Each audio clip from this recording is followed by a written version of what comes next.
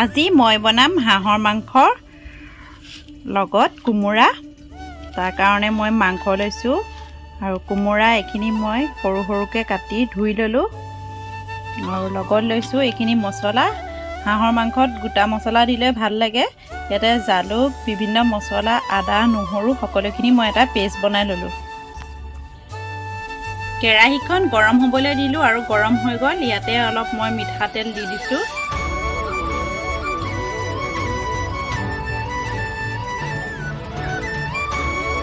সোৱাদ অনুসৰি নিমখ আৰু হালধি মই মাংসখিনিৰ লগতে একেলগে এনেকৈ মিক্স কৰি লৈছোঁ।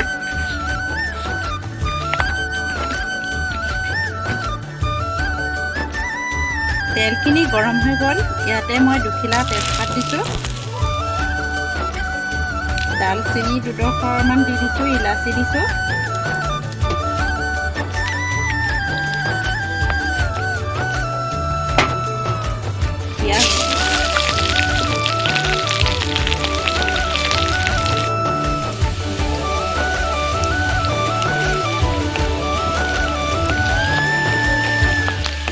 পিঁয়াজখিনি ভজা হৈ গ'ল।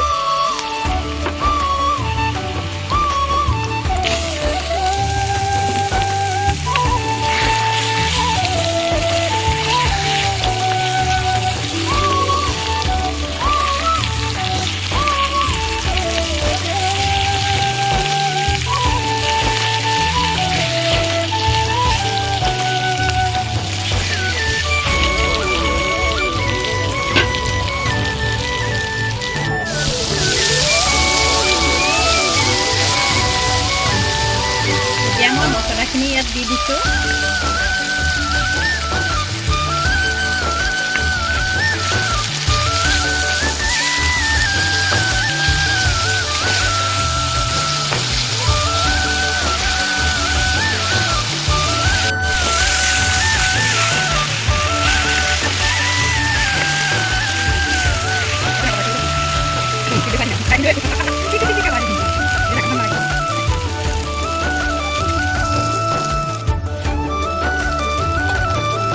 মাংসখিনি ধুনীয়াকৈ সিজি গ'ল।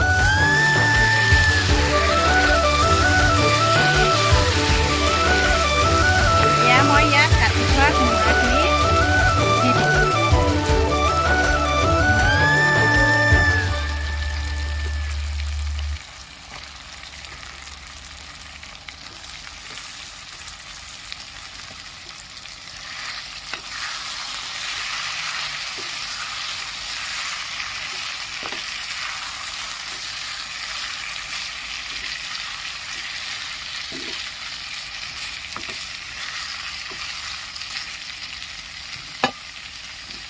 অলপমান গৰম পানী দি দিছোঁ।